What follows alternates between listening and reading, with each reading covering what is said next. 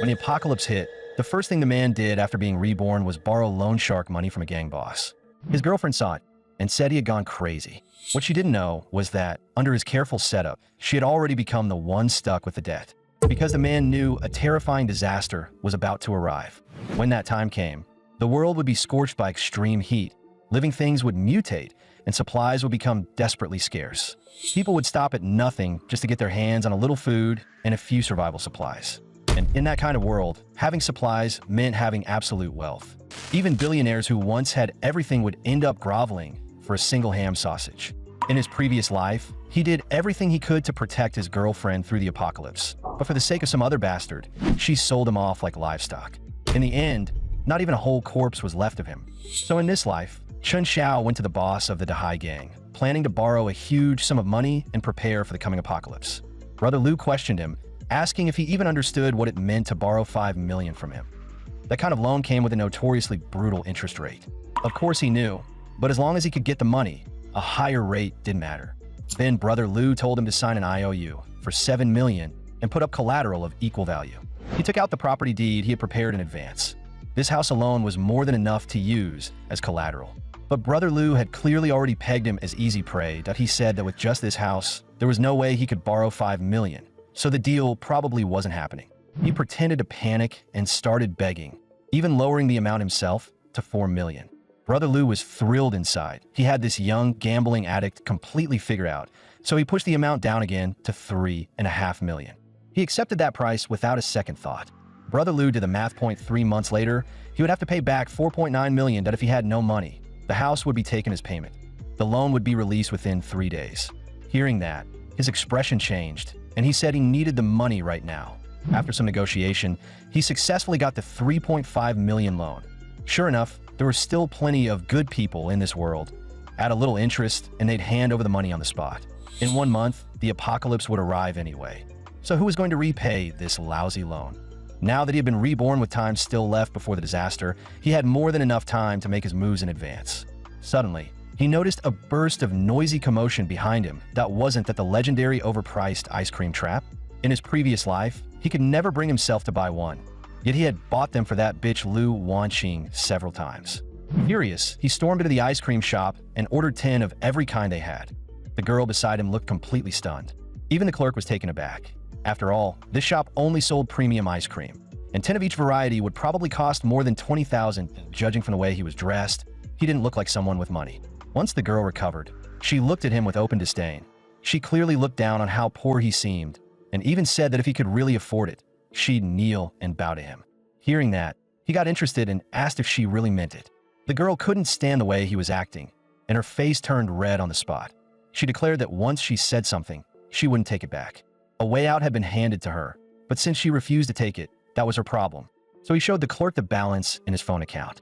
She was so shocked that she immediately called out the manager, who came over to apologize to him. After that, he bought out the shop's entire stock. That way, even after the apocalypse arrived, he could stay home and eat ice cream. Then he transferred a 300,000 deposit to manager Fei, gave him the delivery address, and generously treated everyone in the shop to ice cream. As for the rude girl, she had no choice but to bow to him in humiliation. He left the shop in style, found a place to try the so-called ice cream assassin, and its taste and price really did live up to the name. Right after that, he activated his spatial ability that IT allowed anything stored inside to remain in its current state forever. With that ability, any ingredient could be kept at peak freshness. What he hadn't expected was that even his ability had returned with him after rebirth. Originally, abilities only began awakening one after another after the apocalyptic disaster started. There was still a lot he needed to do next, but in this peaceful era, just the thought of building a safe house and getting weapons was already giving him a headache. Just then, Lu Wanqing suddenly called him. After his parents died, she had appeared like some kind of savior, and the foolish him had thought she was the light in his life. In the end, all she wanted was the small inheritance his parents had left behind. Shin Xiao, my mom already said it, that if you want to marry me, that fully paid big apartment downtown has to be under my name, and you also need to give 880,000 in bride price. I know it's not cheap, but it's all for our future home together. She even suggested that he should just sell his family's house, since it was old anyway, that in the end, she even wanted to sell off the ancestral house.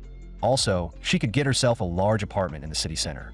After the apocalypse hit, Chun Xiao did everything he could to keep her safe, But just to latch onto a stronger backer, she sold him off like livestock. Young master, he's the one I was talking about, that haven't you been looking for special materials? He absolutely fits your requirements. After that, Chun Xiao was taken away and subjected to brutal experiments. And in the end, not even a whole corpse was left of him.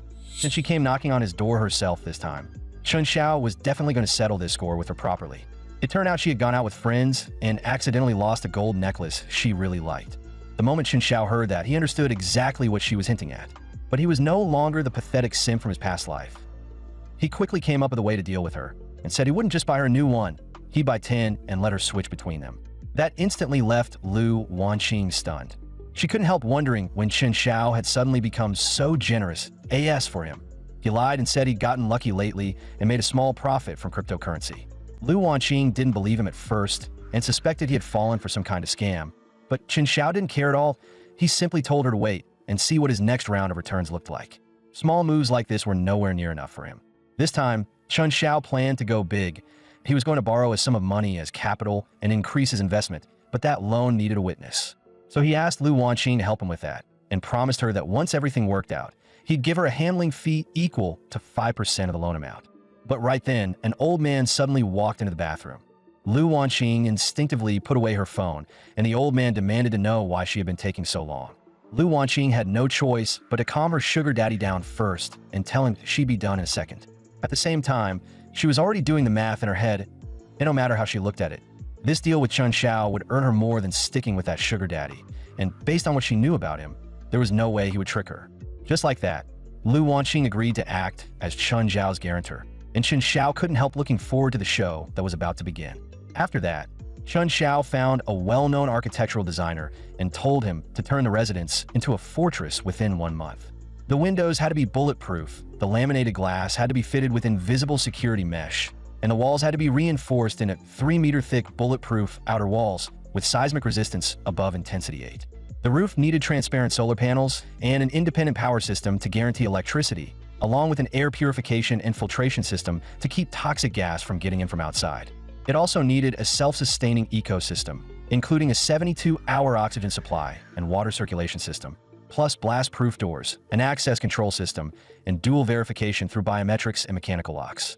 In short, the place had to be transformed within 1 month into an impact-resistant house with a life support system. The designer was completely dumbfounded after hearing all that and suspected Chun Xiao had watched too many apocalyptic sci-fi movies. Chun Xiao originally thought the designer might not be able to take this job, but he clearly remembered that the man's resume said he had designed shelters for top-tier billionaires before. He was supposed to be a true defense expert. In reality, the designer was already overjoyed. He was thinking about how to squeeze a huge payday out of this rich Chuyuni in front of him, and Chun Xiao had already expected that much. So he pulled out his phone and showed the balance, putting down a 1 million deposit on the spot, while letting the designer name the final price. The designer's pupils shook on the spot. He clearly hadn't expected Chun Xiao to really be this loaded. Still, Chun Xiao cared a lot about materials and build quality, and he insisted that everything had to pass inspection. The designer immediately guaranteed that what he built would be rock solid. Now that the fortress issue was handled, food, medicine, and daily necessities would be easy enough. But in the apocalypse, the most dangerous thing wasn't the disaster itself, that IT was human nature after order collapsed. Cold weapons could be picked up from a hardware store, but firearms and other weapons that could deal a truly lethal blow were much harder to get.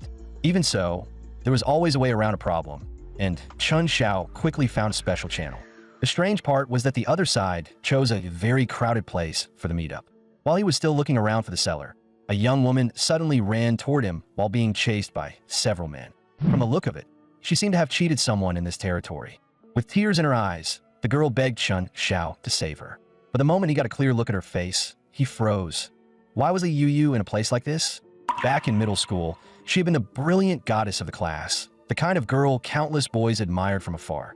And now she was being openly humiliated by a bunch of thugs. The lead thug pointed at Chun Xiao and warned him not to stick his nose where it didn't belong. Then he grabbed Li Yu by the hair and demanded that she hand over the money. One of the lackeys behind him immediately got dirty ideas and suggested that if they really couldn't get the money, there were other ways she could pay it back. At that point, Chun Xiao couldn't stand it anymore and shouted at them to let her go. The 3 thugs instantly frowned. One of the lackeys lunged at him and said he was going to cripple Chun Xiao for trying to play hero. Chun Xiao frowned and ducked low, narrowly slipping past the thug's straight punch. In the same motion, he twisted in and snapped the guy's wrist. The lackey screamed again and again from the pain. But Chen Xiao gave him no time to recover. One heavy punch sent him flying several yards away. Unexpectedly, that single move unlocked a system he hadn't even gotten in his previous life. The lead thug was completely shaken by Chen Xiao's strength, so he grabbed Li Yu and used her as a shield, warning him not to do anything reckless. But right then, a man suddenly rushed in with a brick and smashed the thug unconscious with one hit. Apparently, he couldn't stand men who bullied girls. Once the other lackey snapped out of it, he grabbed a bat and charged over to avenge his boss. Meanwhile, Chen Xiao went straight for the bald guy who was left. The man who had shown up out of nowhere was clearly the real deal. In just a couple of moves, he dropped the lackey with the stick. Chen Xiao naturally wasn't about to fall behind either, and he unleashed a flurry of punches straight into the bald guy's face. Realizing they were completely outmatched, the remaining lackeys quickly ran for it, while Chen Xiao racked up quite a few negative emotion points.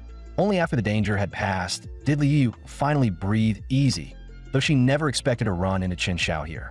After a quick thank you, Chen Xiao helped her up and found a shirt to drape over her shoulders. After that, Li Yu left because she had something to do, while the guy who had fought beside him, impressed by what Chen Xiao had done, took the initiative to introduce himself. Name's Mood Song. And you? Chen Xiao looked at him and said, "So you're Mood Song? Perfect that I'm the one who arranged to meet you." Mood Song froze for a second, surprised by the coincidence. Then, almost ceremonially, he threw out a corny street-style passphrase, "The eagle flies at midnight." Chen Xiao didn't play along at all. He shot back, "Yeah, and you sound like a complete idiot." Only after collecting enough negative emotion points did he finally give the real contact code and explain that he'd just been messing around to break the ice. Mood Song didn't take offense, and before long he led Chen Xiao to the real transaction point for this deal. The advantage of this model was that it was sturdy and reliable, but the downside was that ammo was limited, so every shot had to count. Seeing that Chen Xiao had real skills and was also pretty interesting as a person, Mood Song gave him a friendship price and treated it like making a new friend. During the exchange, Mood Song kept watching the way Chen Xiao handled the weapon. One look was enough for him to tell Chen Xiao knew exactly what he was doing, which made him feel a lot better about the deal. Chen Xiao casually asked whether buying this thing came with any extras, like a suppressor, a warranty card, or maybe even a free box of ammo.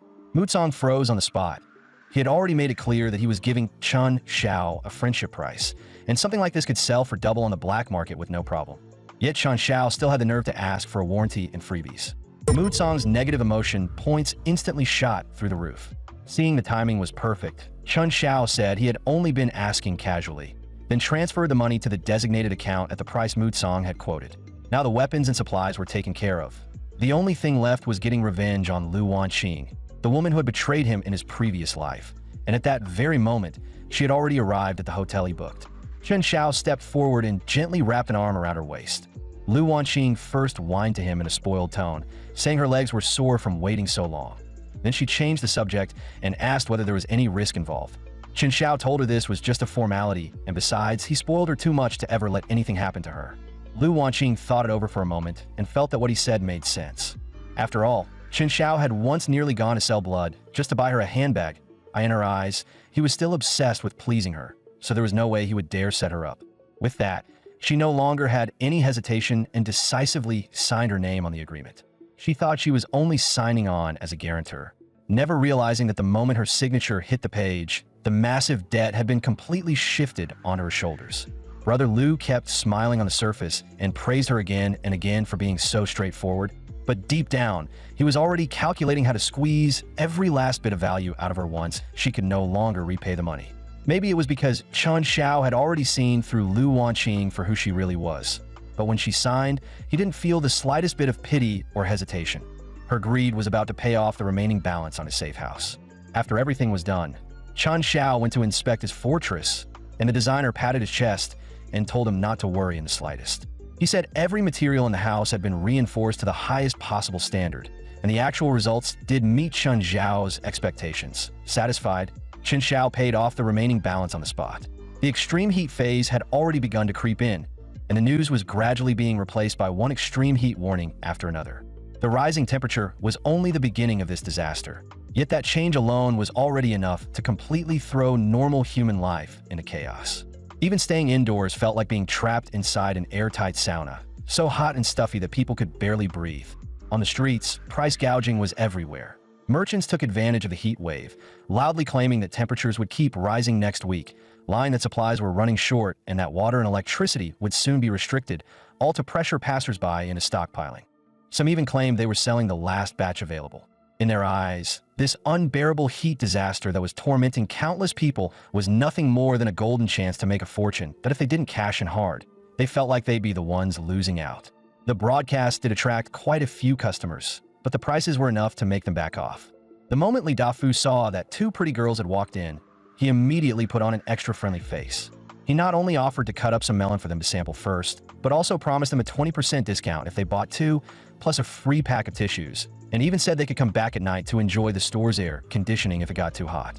The two girls only wanted to buy one, but Li Dafu kept pressuring them, hinting that no one knew how long this heat would last or whether there would still be stock tomorrow. But when other customers merely asked whether the water could be a little cheaper, he snapped right back at them without any politeness, repeating that it was a small business and there would be absolutely no bargaining. Chen Xiao watched the whole thing unfold and couldn't help clicking his tongue at Li Dafu. It reminded him of the last time he had come to this store that a product had fallen to the floor, and when Chen Xiao instinctively bent down to pick it up, Li Dafu had grabbed him by the collar and publicly accused him of being a thief. Chen Xiao tried to explain himself, but Li Dafu refused to listen at all. He had even called over the neighbors to stand around and condemn him, leaving a wound on Chen Xiao's young heart that was hard to heal. But in this life, Chen Xiao was going to make him understand what real suffering felt like. Chen Xiao's eyes landed on a ridiculously overpriced bag of chips on the shelf. He walked over and deliberately raised his voice, demanding to know why the price was so outrageous. The moment Li Dafu heard that familiar voice, he visibly froze. But once he turned around and realized it was Chen Xiao, his face instantly darkened.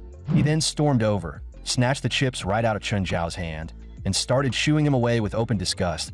He even snarled that if Chen Xiao couldn't afford it, he shouldn't touch things at random, because if anything got damaged, there was no way he could pay for it.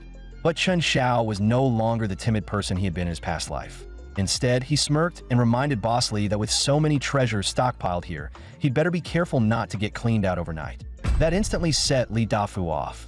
His face flushed red as he shouted at Chen Xiao, accusing him of cursing the store, and even threatened to beat him up, saying the heat must have fried his brain. Chen Xiao, however, acted completely relaxed and told him to calm down.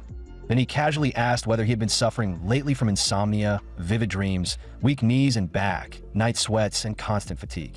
Li Dafu, who had been ready to keep cursing, suddenly froze. The more he thought about it, the more he realized he actually did have every one of those symptoms. His anger instantly faded, and he began muttering to himself, even wondering whether something was wrong with the feng shui in his warehouse. Chen Xiao then pretended to help him loosen up his arms and legs, making it look like he was examining him. While doing that, he also took the chance to smack him a few times nice and hard. Once he had vented enough, Chen Xiao coldly dropped his diagnosis: classic kidney deficiency. Only then did Li Dafu finally realize that Chen Xiao had been playing him the whole time. Unfortunately for him, Chen Xiao had already had his fun. After paying for the candy, he turned and walked away like nothing had happened, because the real main event was coming that night. Negative emotion points could expand his spatial ability, and now, Chen Xiao was about to use the negative emotion points he had harvested from Li Dafu to enlarge that space even further. Then he would empty out every last bit of inventory in Li Dafu's warehouse. Early the next morning, Li Dafu sensed from a distance that something was off about the warehouse. He rushed inside to check, only to freeze in disbelief. Every single item he had stockpiled in the store was gone without a trace. His face turned ashen, his eyes went wide with rage, and he stood there in the empty warehouse, filled with utter disbelief, fury, and despair. Chen Xiao sat in front of the surveillance monitors, watching the emotion index shoot higher and higher. He smugly took a sip of cola, his eyes landing on Li Dafu in the warehouse with open amusement. Li Dafu had completely fallen apart.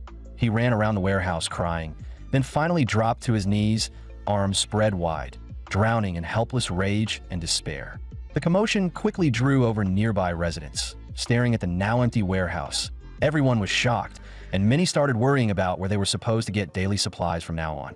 Quite a few people were also suspicious, whispering to each other that this might just be a stunt Li Dafu had staged himself to drive prices up again. But someone else said they had seen a shadow near the warehouse the night before. The moment he heard that, Li Dafu shuddered, as if something had suddenly clicked in his mind. Chen Xiao was very satisfied with that wave of emotional output from Li Dafu, but the real show was only just beginning.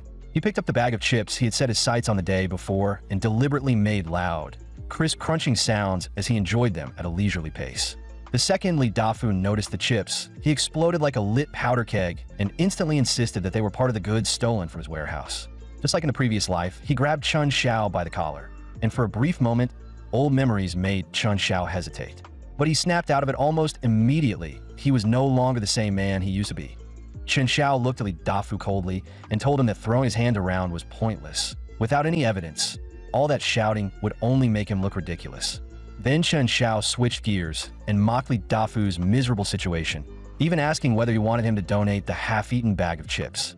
But Li Dafu showed no sign of backing down. Since Chen Xiao had cursed him yesterday and was now eating the same kind of chips, Li Dafu stubbornly insisted that Chen Xiao had to be the thief, clearly hoping to squeeze something out of him to cover his losses. Chen Xiao didn't buy that act for a second and directly asked the onlooking residents to judge the matter for themselves. The scene immediately turned chaotic. Some people said plenty of other stores sold the same chips, while others pointed out that Chen Xiao had complained about the price yesterday, and now the whole store had been cleaned out today.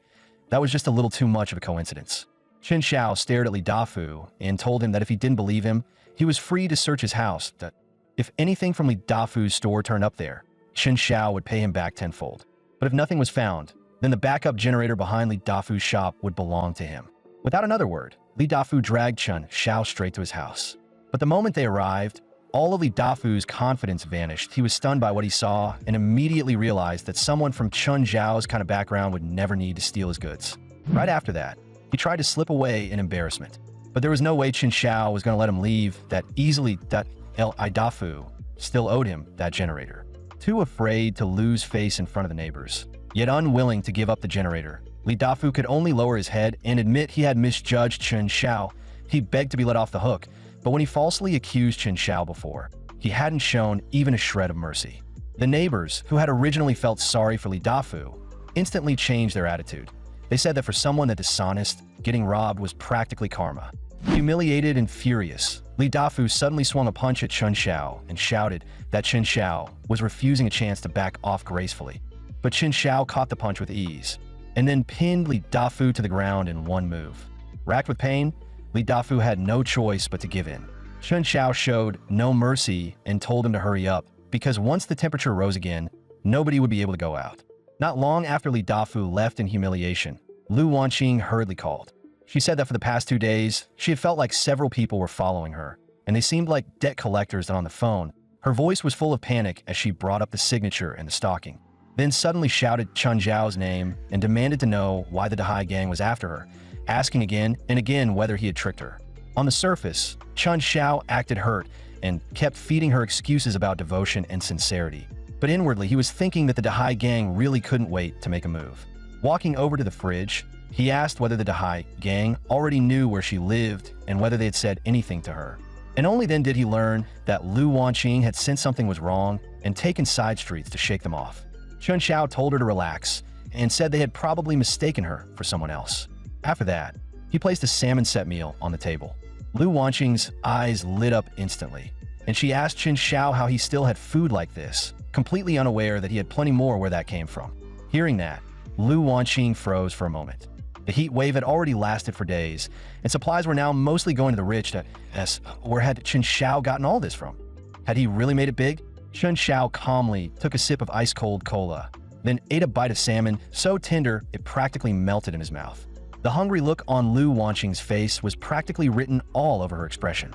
Watching her practically squirm with envy, Chen Xiao casually asked whether she still had enough to eat on her side. At that, Lu Wanqing stopped pretending altogether. She said she was really scared living alone and kept feeling like those people were still nearby. She leaned forward slightly, lightly tugging at the corner of her clothes. Her eyes deliberately softened as she put on a pleasing expression and asked whether she could move in with Chen Xiao for a few days, and maybe use the chance to build their relationship a little. A trace of disdain flashed across Chen Xiao's face, almost too subtle to notice. Looking at how deliberately ingratiating she was acting, all he felt was that she was cheap and ridiculous. But in the next second, he put on an expression of surprise and delight and said it was too hot to go out right now, so he'd pick her up that evening when it cooled down.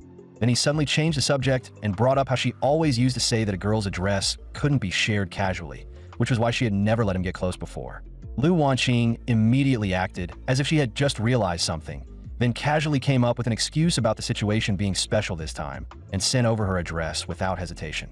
Looking at what she assumed would be Chen Zhao's overjoyed reaction, she curled her lips into a faint, almost invisible sneer and mocked him inwardly.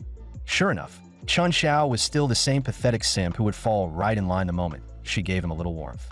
What she didn't realize was that after receiving the address, Chen Zhao's lips curled into a cold smile as well. From that moment on, her nightmare had only just begun. The moment the call ended, Chen Zhao heard a knock at the door. When he opened it, Aunt Wang didn't even bother greeting him. She tried to squeeze into his air-conditioned room right away.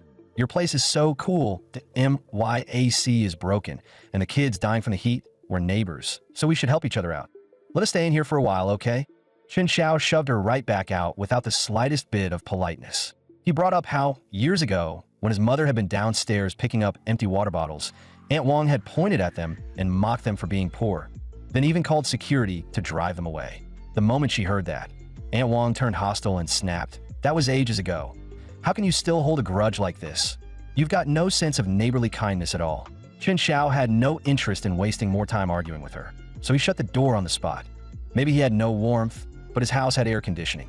Furious, Aunt Wang stood outside and cursed his entire bloodline from top to bottom. Inside, Chen Zhao calmly switched to the new phone card he had prepared in advance. Then he called the Dahai gang. "I already sent you Lu Wanqing's address. She lives alone. She won't be hard to find." Meanwhile, Lu Wanqing had no idea danger was closing in. All she could think about was moving into Chen Zhao's air-conditioned place and living the carefree life she thought she deserved. Just as she was about to light up and relax, a rapid knock suddenly pounded at the door, instantly breaking her rhythm. Her eyes lit up at once, and a delighted smile spread across her face. But the second she opened the door, her pupils shrank in shock, and she stumbled backward in terror. "Why is it you? How do you know where I live?" Brother Lu expressionlessly shoved her aside and walked straight into the room. "Miss Lu, you owe the Dahai gang money. Time to pay up." Lu Wanqing panicked on the spot and shouted in a trembling voice. "Chen Zhao borrowed that money. He tricked me into signing it. You should be going after him." Brother Lu simply tossed out the signed agreement in black and white, and Lu Wanqing, who had still been trying to argue, instantly fell silent. He said nothing else, and merely tilted his chin at the man beside him. The lackeys immediately spread out and began searching for valuables. Lu Wanqing lunged forward and desperately tried to shield her things, her voice shaking as she yelled that she was going to call Chen Zhao and that he would be here soon. Brother Lu ignored her completely and just watched coldly as his men tore through the place. In no time, everything valuable in the room had been looted and piled onto the table. Lu Wanqing stood frozen in place, her eyes full of fear and reluctance. But even if all those items were added together, they still wouldn't come close to covering the debt. Brother Lu let out a cold laugh. "My brothers didn't come all the way out here in this heat just to leave empty-handed." Hearing that, the lackeys all stood up with vicious grins and began closing in on her step by step. Lu Wanqing kept shrinking back, her voice shaking so badly she could barely get the words out. Don't come any closer." As Brother Lu and the others closed in, Lu Wanqing hurriedly threw out Chen Zhao's name like a last lifeline, saying Chen Zhao had a huge stockpile of supplies and plenty of money. Brother Lu thought it over for a moment, then gave her a chance to contact Chen Zhao. But no matter how many times she called, all she got was the automated tone saying the call wasn't being answered. Lu Wanqing completely panicked. Her body wouldn't stop trembling as she kept muttering that Chen Zhao had to be busy and probably just hadn't heard the phone ring. She had just tried to call again when Brother Lu slapped her so hard she was sent sprawling. He cursed her for being stupid, saying that when Chen Zhao tricked her into signing that paper, he had never intended to pay the debt back in the first place. Lu Wanqing froze where she stood. The panic in her eyes was instantly replaced by emptiness, and even her trembling stopped. Brother Lu wasted no more words and grabbed her by the hair. Lu Wanqing gasped in pain, twisting and struggling desperately as she screamed at them to go after Chen Zhao instead, saying that Chen Zhao was the one who had what they really wanted. But in the end, Brother Lu still dragged her into the back room. Meanwhile, Chen Zhao was sitting on the sofa at home, lazily swirling a glass of red wine between his fingers. The surface of the wine reflected the mocking smile on his face, while deep down, he coldly hoped Lu Wanqing would fully enjoy the apocalypse's own special kind of hospitality. Even after collecting interest, Brother Lu still wasn't satisfied. He grabbed Lu Wanqing by the throat and forced her to reveal what valuables Chun Xiao had hidden in his house. Lu Wanqing was struggling to breathe, but she still forced herself to talk, blurting out, piece by piece, the details she had noticed earlier during their video call. There was obvious calculation in her tone. She clearly wanted to bait Brother Lu into turning his attention toward Chun Xiao. After hearing enough, Brother Lu suddenly flung her aside. She stumbled backward and crashed onto the bed in a miserable heap. Brother Lu bared his teeth in a vicious grin, his eyes narrowing to slits as he thought to himself that this time, he had hooked a really big fish. Brother Lu then tilted his head and gave the lackeys behind him a look. Once the group stormed off, Lu Wanqing was left alone in the dark little room. She slowly raised a hand to cover her mouth, her shoulders shaking violently as muffled sobs kept spilling out, while hatred and unwillingness churned in her eyes. Just like that, the whole group barged aggressively into Chun Xiao's neighborhood. The moment Aunt Wang heard why they had come, she immediately volunteered to lead the way. She took them straight toward Chun Xiao's place while non-stop bad-mouthing him, piling on every nasty accusation she could think of. Brother Lu praised Aunt Wang for leading them well and promised that once they got what they wanted, she wouldn't be left empty-handed. Hearing that, Aunt Wang's steps became even lighter, and her face almost crumpled into a grin. She was already starting to picture Chun Xiao kneeling in front of her and begging for forgiveness. But the moment Brother Lu arrived at Chun Xiao's front door, he was dumbfounded. The defensive setup in front of him was completely outrageous. His lackeys, on the other hand, were fearless and reckless. They rolled up their sleeves and got ready to kick Chun Xiao's door in. But before they even got close, one of them was hit hard by the hidden electric grid and collapsed on the spot, his whole body convulsing. The others immediately rushed over cursing, trying to pull him up, only to get hit by the current the instant they touched him point one after another. They were left numb and twitching too. Standing in the back, Brother Lu was completely stunned, his face full of disbelief and frustration. Then, out of nowhere, a loudspeaker popped out, and a ridiculously cheerful good luck tune started blaring at the same time. The electric current began pulsing stronger and weaker with the rhythm. The electrocuted lackeys flailed around uncontrollably, looking exactly like backup dancers following the beat. The sizzling crackle of electricity, mixed with the faint smell of roasted meat, scared Brother Lu's group so badly that they stumbled backward again and again. Holding a microphone, Chun Xiao watched the whole thing in complete ease. Well, it looks like you guys are pretty lucky point one step, and you hit the security grid jackpot. The moment Brother Lu recognized Chun Xiao's voice, he immediately tried to sound tough again, shouting that a debt had to be repaid and that once Chun Xiao paid up, both sides would be even. Aunt Wang also chimed in from the side, but the filth coming out of her mouth was even worse than Brother Lu's. Looking at the ugly faces in front of him, Chun Xiao let out a cold laugh. He said flatly that his apartment alone was worth $4 million on the market, far more than that $3.5 million loan. Besides, the debt was already under Lu Wanqing's name now, so it had absolutely nothing to do with him anymore. Brother Lu was left speechless by that response. Chun Xiao pressed the advantage and told him that a wise man knew when to back down. Since he was still in a decent mood, it would be better for everyone to walk away peacefully.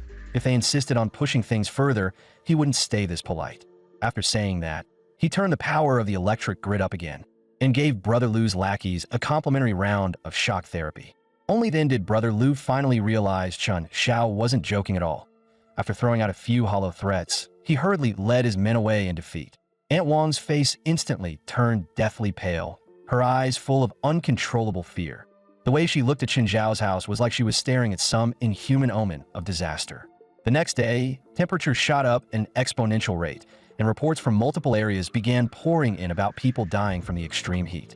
Chun Xiao, however, was completely unaffected. He stayed tucked away in his cool home, leisurely enjoying the stockpile of food he had prepared. But that comfort eventually stirred up the envy and resentment of the neighbors, and the residents' group chat exploded on the spot. Long-winded messages flooded the screen one after another, every line dripping with blame, bitterness, and jealousy toward Chun Xiao. He simply scrolled through the messages without changing expression, mercilessly harvesting their negative emotion points. Still, Chun Xiao wasn't that cold-hearted that he snapped a photo of the fridge packed full of supplies and posted it straight into the residents' group chat. Then he said plainly that he wasn't running a charity, that if they wanted anything, they could trade him something of equal value. But instead of feeling even a shred of gratitude, the group reacted as if he had lit a fuse. The chat instantly exploded again, and the insults they hurled at him became even uglier than before. It was so absurd that Chun Xiao actually laughed. He simply put his phone down and stopped bothering with them. If they wanted to destroy themselves, that was their problem. Just then, a system notification sounded. The negative emotion points he had gathered had finally broken past the 3,000 mark. After learning where Chun Xiao was, Brother Lu immediately brought his men and headed straight for the neighborhood without stopping for a moment. But to his surprise, the first one to get out of the car was Lu Wanqing, the same woman Brother Lu had once chased all the way home over the debt. It looked like she had completely thrown everything away just to get revenge on Qin Xiao.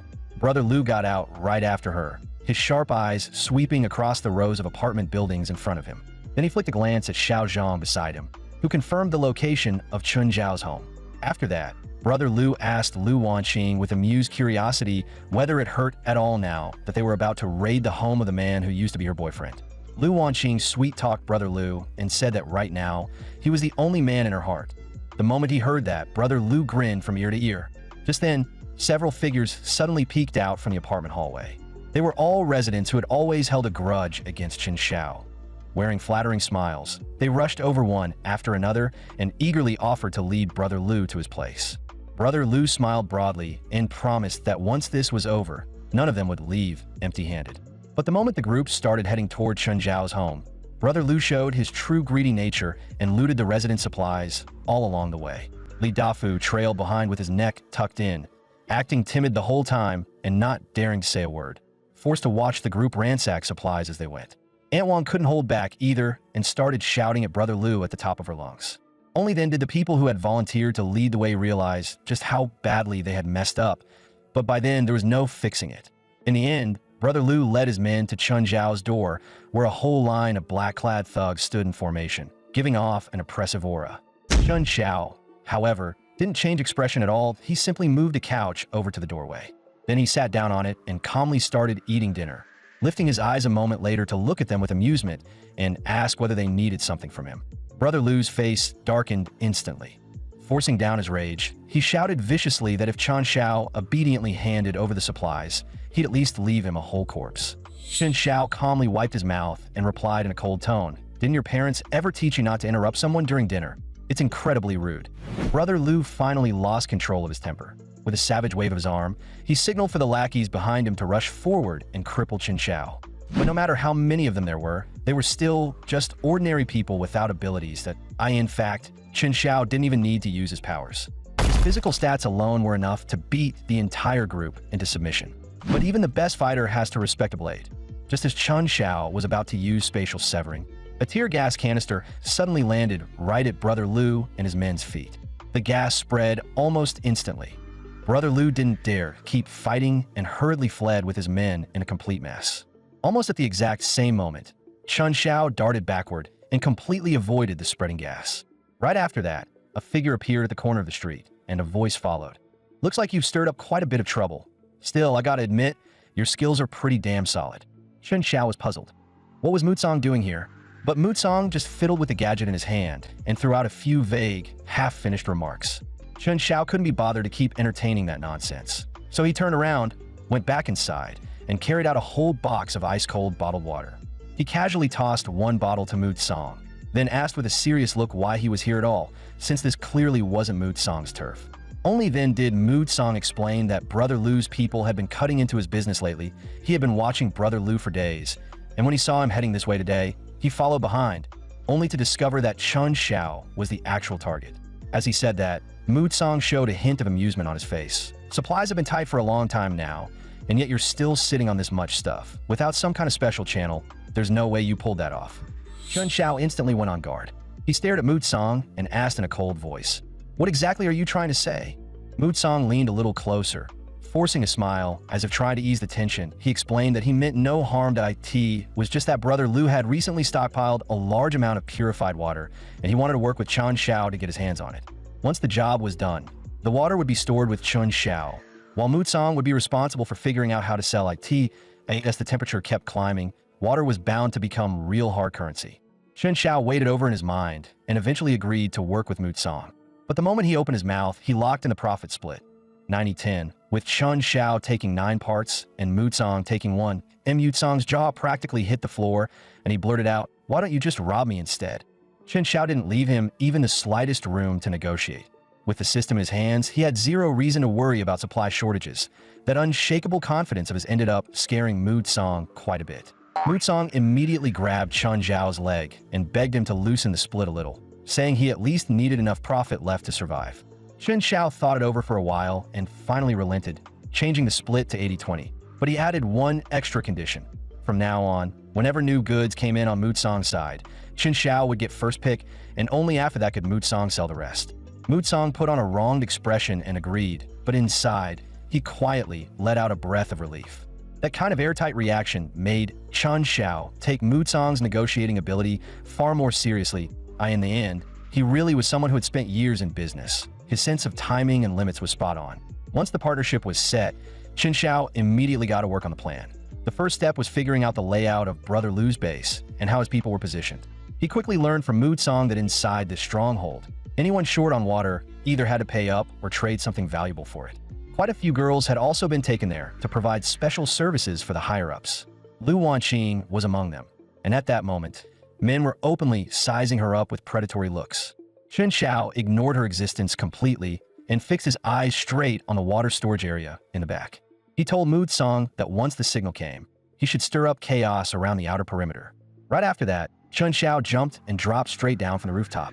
Before long, he had already disguised himself as an ordinary worker inside the base. But after only a few steps, a patrol guard stepped in front of him and harshly demanded to know who he was. Without changing expression, Chun Zhao calmly pulled out the ID he had prepared in advance and said he had been sent by Boss Lu to check inventory in the water storage area. But the other man sneered as he walked closer, clearly not buying it. Chun Zhao immediately realized the disguise had failed, so he stopped wasting time and used spatial severing to kill him on the spot.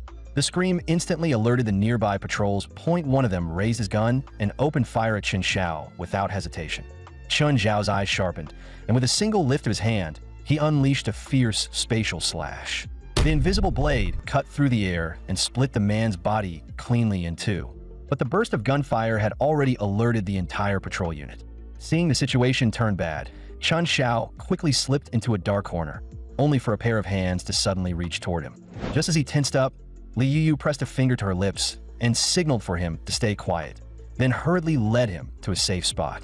Chun Zhao had been focused entirely on the operation he had planned, and he never expected Li Yuyu to suddenly show up here.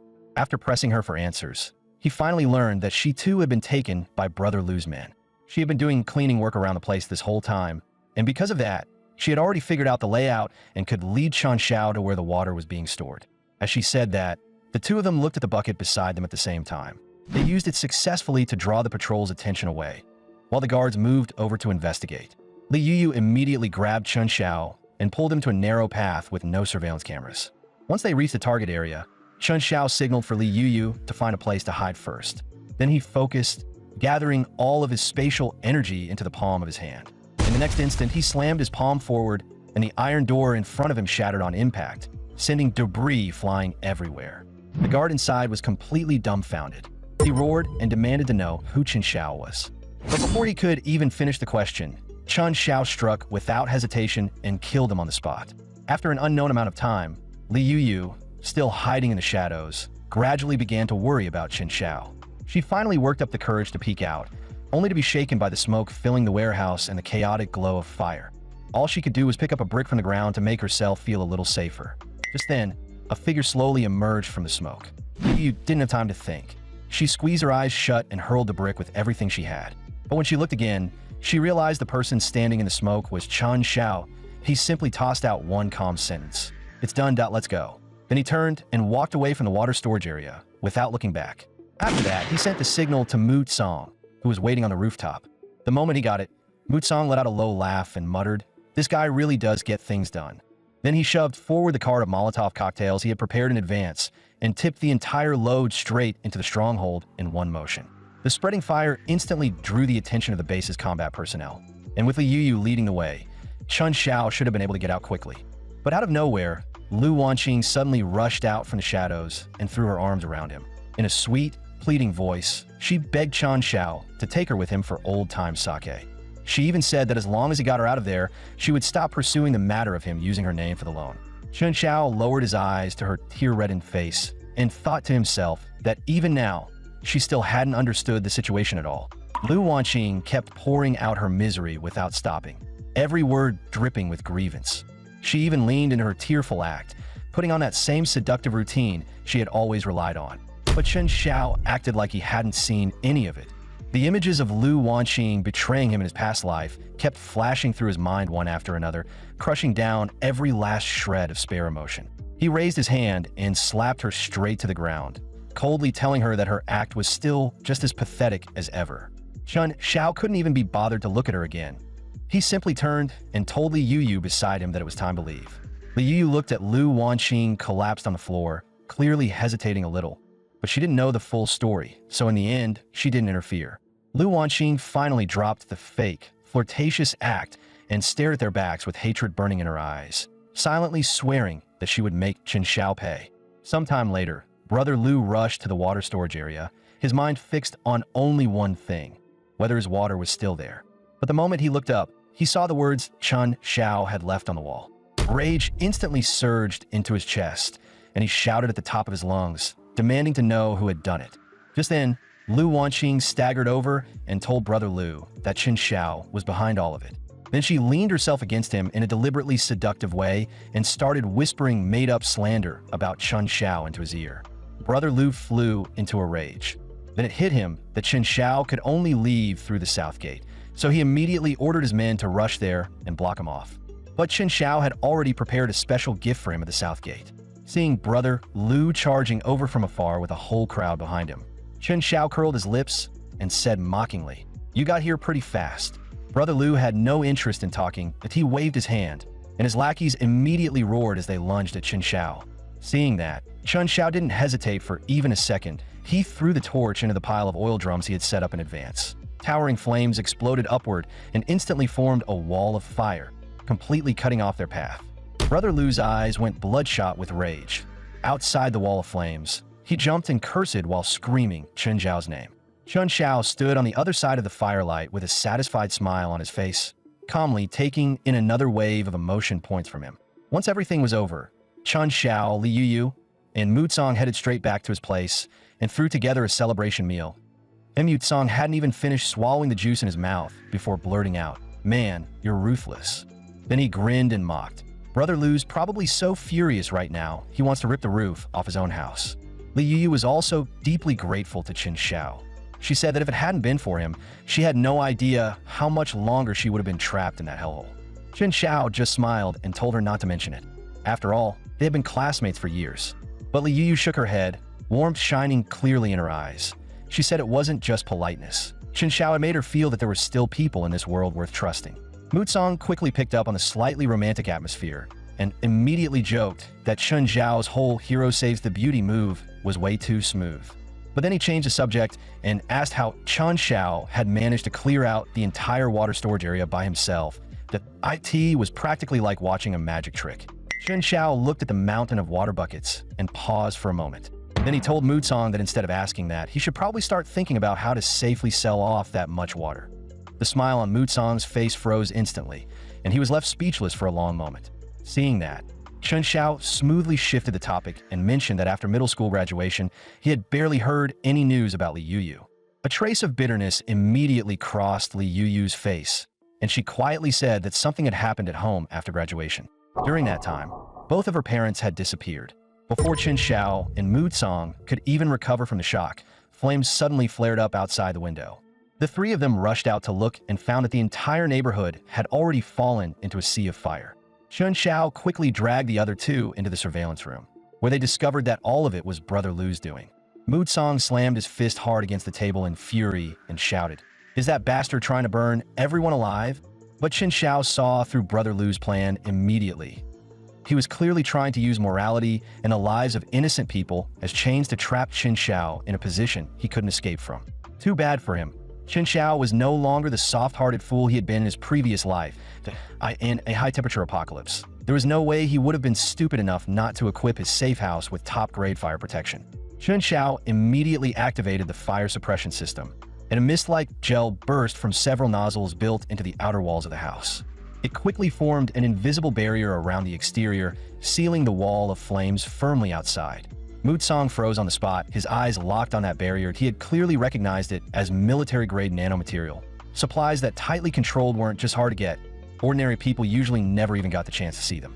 Hearing that, Liu instinctively covered her mouth too, and the way she looked at Chun Xiao was filled with shock and genuine admiration. But Lu Haifeng only saw it as Chun Xiao's last desperate struggle, and he kept shouting for his men not to stop. Molotov after Molotov kept flying over like they were free. What Lu Haifeng didn't know was that Chun Xiao's fire defense gel reserves were practically inexhaustible. Even after they used up every last bottle, the white mist blocking the flames showed no sign of fading. Watching Lu Haifeng's group scramble in a panic, Chun Xiao mocked them and asked whether they wanted to come inside for a glass of ice water to cool off. Lu Haifeng's face turned livid on the spot, but then a greedy idea began to grow wildly in his mind.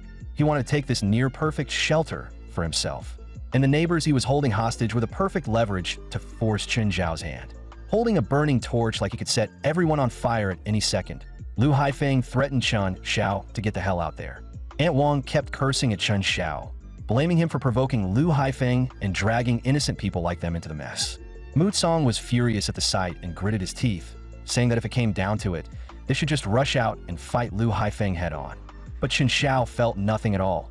His eyes seemed covered by a cold haze, because he knew perfectly well that in a world like this, mercy was the same as suicide. When Chun Xiao still refused to react, Lu Haifeng decided to start with Old Manhua. But the moment Chun Xiao saw him, he froze for a brief second. In his previous life, when he had been at his most desperate, it was Old Man Wang who told him that as long as he was alive, there was still hope. Those words hit him like a beam of light and instantly cleared the fog from his mind. Chun Xiao immediately told Song to stay inside and protect Liu. As for him, he stepped out the door. It was time to settle this grudge with Lu Haifeng once and for all. The moment Chun Xiao showed himself, Lu Haifeng wore the smug look of a man who thought victory was already in his hands, in his mind. If Chun Xiao didn't repay the debt and didn't leave his life behind, then the hostages would never be spared. Chun Xiao only let out a quiet laugh that he had no interest in playing the martyr. He knew Lu Haifeng had built his fortune through gambling dens, so he decided to settle things with the kind of game Lu Haifeng trusted most. If Lu Haifeng won, everything Chun Xiao owned would belong to him. But if Chun Xiao won, Lu Haifeng would release every hostage and take his men out of the area for good. Lu Haifeng accepted at once and casually tossed a dice cup in front of Chun Xiao. The rules were simple and brutal. Compare the dice, 1 round, winner takes all. Chun Xiao spotted the tampering immediately, but he didn't expose it. The outcome of this bet had never been something a few rigged dice could truly decide. He wanted Lu Haifeng to witness it with his own eyes. The trick he was so proud of was nothing but a cheap little gimmick in front of absolute power. The instant both dice cups hit the ground, Lu Haifeng quietly pressed a button hidden on the side of his cup. The scattered dice, pulled by an invisible magnetic force, began to shift and flip until each one settled neatly with the 6 facing up. Lu Haifeng raised his eyes toward Chun Xiao with a smug look, as if the win was already guaranteed. What he failed to notice was the knowing smile already curling at the corner of Chun Xiao's mouth. Chun Xiao had already used his ability to slice the dice inside the cup clean in half. The numbered halves were left facing upward. The split dice lay quietly inside the cup, and their total clearly crushed the winning outcome Lu Haifeng had rigged for himself. The sight of that completely enraged Lu Haifeng, and the smugness on his face was instantly replaced by pure malice. Humiliated and furious, he yanked out a gleaming dagger and lunged straight at Chun Xiao with murder in his eyes. Chun Xiao turned aside and dodged the attack, thinking this was the perfect chance to test his new skill. The moment the thought crossed his mind, he raised his hand and threw a tear gas canister. White smoke spread through the air in an instant. Seeing that, Lu Haifeng immediately led his men charging into the haze, trying to track down Chun Xiao's position. The moment Lu Haifeng came face to face with Chun Xiao, he snatched up a rifle and started spraying bullets wildly in Chun Xiao's direction. But the gunfire only gave away their position. Chun Xiao unleashed several spatial slashes in a row, cutting down one lackey after another. When the smoke finally began to thin, Chun Xiao stepped out of the gas-filled area without a single scratch on him. Lu Haifeng still refused to give up. He convinced himself Chun Xiao had only survived the gunfire by luck, then pulled out a rocket launcher and aimed it straight at him. With a thunderous blast, the rocket came screaming in through the heat haze. Chun Xiao immediately activated spatial barrier, and an invisible wall of energy stopped it cold in midair. The rocket instantly split apart from the impact against the barrier. The vicious look on Lu Haifeng's face vanished completely, replaced by fear that reached all the way into his bones. His pupils shrank as he stared blankly in Chen Zhao's direction. No matter how hard he tried, he couldn't understand how a human body could block a rocket. Lu Haifeng completely lost the will to resist. His mind was now racing with only one thought: how to survive this disaster. He also knew perfectly well that after provoking Chen Zhao again and again, there was no way this would end peacefully. Lu Haifeng's brain spun at full speed, and then he suddenly changed his tone completely. Brother Chen Zhao, it's all a misunderstanding, a total misunderstanding. You and I could say we got to know each other through fighting. How about we make a deal? Just as Chen Zhao was advancing on him with killing intent, Lu Haifeng put on a pleading face and started talking business instead. He said that in the apocalypse, even a tiny infected wound could get someone killed, and he happened to have a huge stockpile of medicine. If Chen Zhao spared him, he was willing to hand over half of it. Chen Zhao deliberately lowered his voice and told him flatly that the supplies he had stockpiled were far beyond anything Lu Haifeng could imagine. In truth, he was baiting Lu Haifeng into revealing more about the medicine. Lu Haifeng took the bait exactly as expected. Desperate to make the deal happen, he spilled the location of the hidden medicine stash, adding only that the warehouse password was known to him alone. A satisfied smile slowly appeared at the corner of Chen Zhao's mouth. That was all he needed. He patted Lu Haifeng on the shoulder and said calmly, "Let's call it here for tonight. As for the details of our partnership, we can talk another day." Once Lu Haifeng had put some distance between himself and Chen Zhao, he immediately fled with his men in total panic. But Chen Zhao only sneered to himself. Did Lu Haifeng really think a password alone could keep him out? Even without it, Chen Zhao could still get the door open. After that, he walked over to Old Man Wang and told him everything was fine now. Having just escaped death, Old Man Wang was so grateful that he said he would even work like an ox or a horse for Chen Zhao if needed. Chen Zhao told him not to think like that and just go back, lock his door, and to get some rest. Meanwhile, Lu Haifeng's true colors finally showed. Deep down, he looked down on Chen Zhao completely, thinking he was just a hot-headed kid who actually believed he would share the medicine. In Lu Haifeng's mind, this was nothing more than a delaying tactic. First, he would calm the boy down, then once he tricked him out of his supplies, he could kill him at his leisure. If Chen Zhao thought he could outplay him, he was still far too green. The lackeys immediately picked up on their boss's thoughts, and one after another they started flattering him, saying he was brilliant and that if Chen Zhao dared go against him, he probably wouldn't survive 3 days. Still, Chen Zhao's ability to stop a rocket had left Lu Haifeng badly shaken. Turning to Pineapple Head beside him, he ordered him to dig into Chen Zhao's background over the next couple of days. But before he could even finish speaking, Chen Zhao had already launched a spatial slash and cut straight through his throat. The lackeys instantly realized it was Chen Zhao's doing and were scared out of their minds. None of them even dared collect Lu Haifeng's body before turning and fleeing in every direction. Looking at Lu Haifeng's miserable corpse, Chen Zhao paused. Then he said calmly, "Boss Lu, farewell." The next day, the news released multiple emergency bulletins in a row, saying that the global heat crisis had fully spiraled out of control. Several climate tipping points had already been crossed, and ecosystems were on the verge of collapse. Officials formally advised residents to make their own choice based on their circumstances. Either migrate north to temporary northern shelters set up by the government, or stay where they were and wait for rescue. But Chen Zhao knew perfectly well that this so-called northern safe haven would soon turn into a new hell, and waiting around for rescue was nothing but a fantasy. The real nightmare had only just begun. Before long, heat-resistant mutated beasts would start devouring every last product of civilization, and the awakened humans would soon begin forming factions and slaughtering one another in the fight for resources. So what Chen Zhao wanted was not merely to defend this safe house, that he wanted to turn it into the final fortress that would keep him alive in the apocalypse. But his peaceful and comfortable days didn't last long. Before long, the neighbors' resentment started boiling over. Some of them shouted at the top of their lungs, "Look at us, we're starving out here, and our homes have burned down to nothing." And what about Chen Zhao?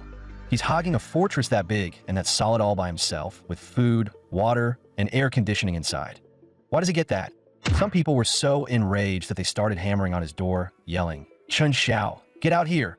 If you had helped when you were supposed to, we wouldn't have ended up like this. You owe everyone an explanation." In the end, they even openly agreed that Chen Zhao's safe house had to be shared, and that everyone should take turns living inside it for the sake of collective survival.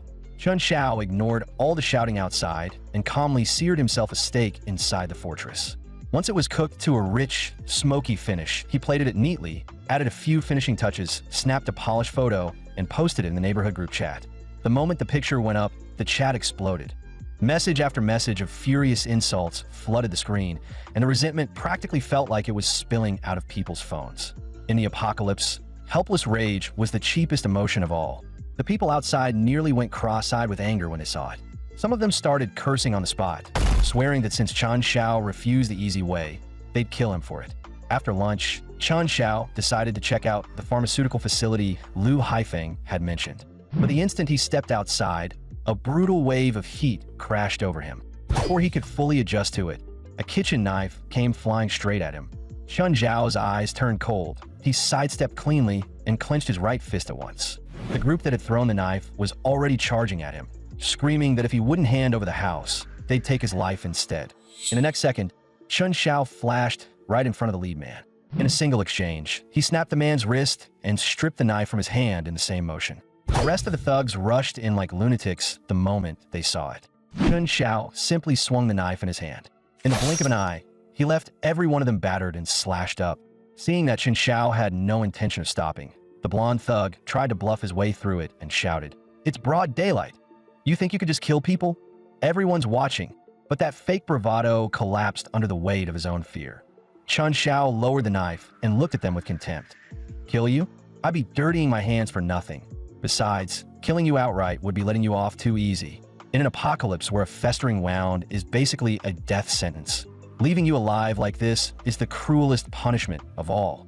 Not long after, Chen Xiao arrived at the factory building in the Western District that Lu Haifeng had mentioned.